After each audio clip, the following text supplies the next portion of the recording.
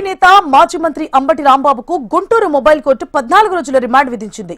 CM చంద్రబాబుపై అసభ్యకర వ్యాఖ్యలు చేసిన కేసులో పోలీసులు శనివారం రాత్రి ఆయనను అదుపులోకి తీసుకున్నారు.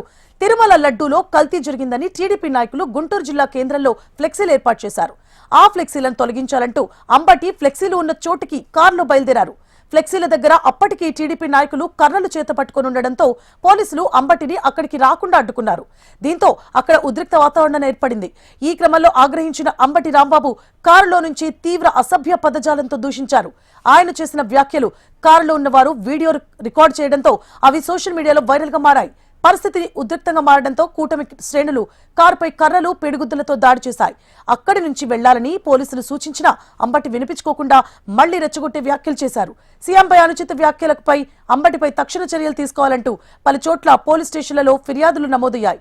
ఈ క్రమంలోనే గుంటూరు జిల్లా టీడీపీ అధ్యక్షుడు పిల్లి మాణిక్యరావు, నల్లపాడు ఎస్ఐ కె రామకృష్ణ ఇచ్చిన ఫిర్యాదుల ఆధారంగా అంబటిపై కేసులు నమోదు చేసిన పోలీసులు శనివారం రాత్రి 10:45 ఆయనను అరెస్ట్ చేశారు. కట్టుదిట్టమైన భద్రత మధ్య నల్లపాడు పోలీస్ స్టేషన్ కు తరలించారు. ఆయనను విచారణ, వైద్య పరీక్షల అనంతరం ఆదివారం రాత్రి న్యాయాధికారి ముందు అంబటిని పోలీసులు హాజరుపరచగా ఇరుపక్షాల వాదనలు విన్న న్యాయాధికారి 14 రోజుల రిమాండ్ విధిస్తూ ఉత్తర్వులు జారీ చేశారు.